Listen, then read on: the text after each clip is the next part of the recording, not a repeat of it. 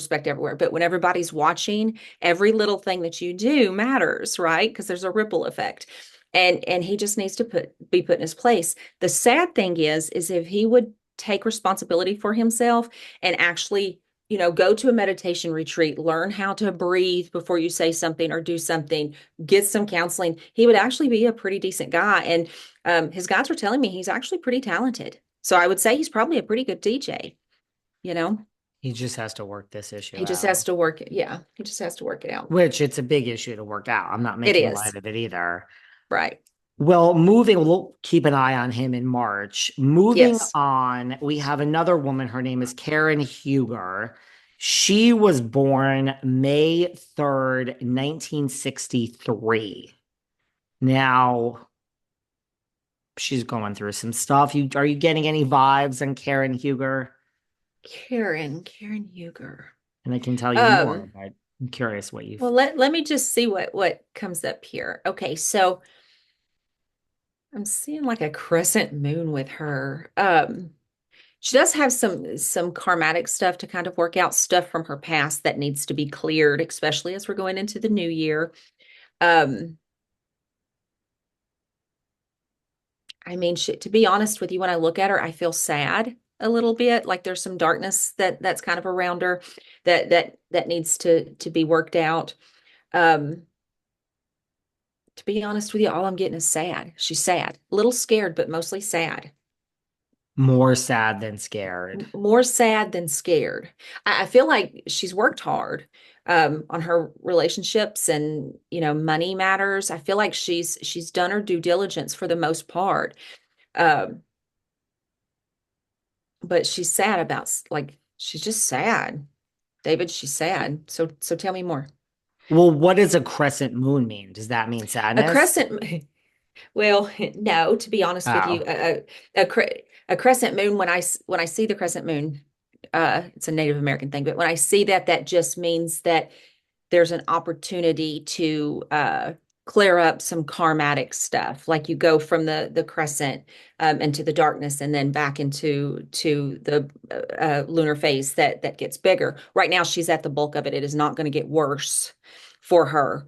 Um, she's in the midst of her darkness, basically, is what that means. interesting. Well, she has recently, earlier this year in March, she crashed her car and has a DUI. Ah, So now she claims that she is sad. Now she says she's sad. Both of her parents passed away back to back. I mean, they were older. She's older mm, herself. Not that being born at 63 is old, but they passed away in 2017. I have my own thoughts on this but so she just in court pled innocent and through a trial was found guilty of DUI and five other charges related to drunk driving. So she hasn't, that's kind of the state that she's in. oh, that's a whole lot. However, you know, it's this is the she's at the bottom of the barrel. She's got an opportunity right now to pull herself and work on herself and one get help because I think she's got a drinking problem, not just because of the DUI, but anytime you see somebody in the darkness, a lot of time that's indicative to some sort of addiction. So I'm going to say she's probably addicted to alcohol, and she just needs to go to rehab, do her whatever it is that the courts need her to do, and do it with dignity and not worry about what everybody's going to think. Because here's the thing. Again, we want Karen to listen. Here's the thing, Karen. People will love you more if you admit your faults and actually try to better yourself. They will not respect you if you continue to say it's not your fault. And I'm not trying to be harsh here, but this is reality. Everybody that's listening has lost somebody or will lose somebody in their life. It is hard. You have to mourn it. It is one of the hardest things to lose people that we love. It is not an excuse for bad behavior. It is not an excuse to start drinking alcohol and end up with a DUI. A DUI is one of the stupidest things that you can do because you know better as an adult. You know better as an adult to drink that much and get in a vehicle and crash your freaking car. Come on now. Grow up. Yeah. I mean, I kind of say the same thing, but you are the psychic and I'm not. I mean, granted, I hear You are. 2017 and I'm like, like you say, we all have lost people. We all have hardships. People look at me and think I live such a charmed life. No, we've all had We heartache. have, And, yes. and so, I hear 2017, not that there's a timeline for grief, No, but I don't really there think that's isn't. an excuse, eight There's years not. later to crash your Well, car.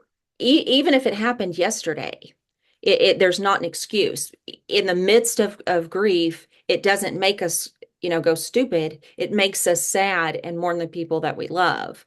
Um, when you decide, the person who is going through the grief decides to do something, over the top and get yourself in trouble and possibly could have killed or hurt other people, that's on you. So I don't feel sorry for her. I feel sorry.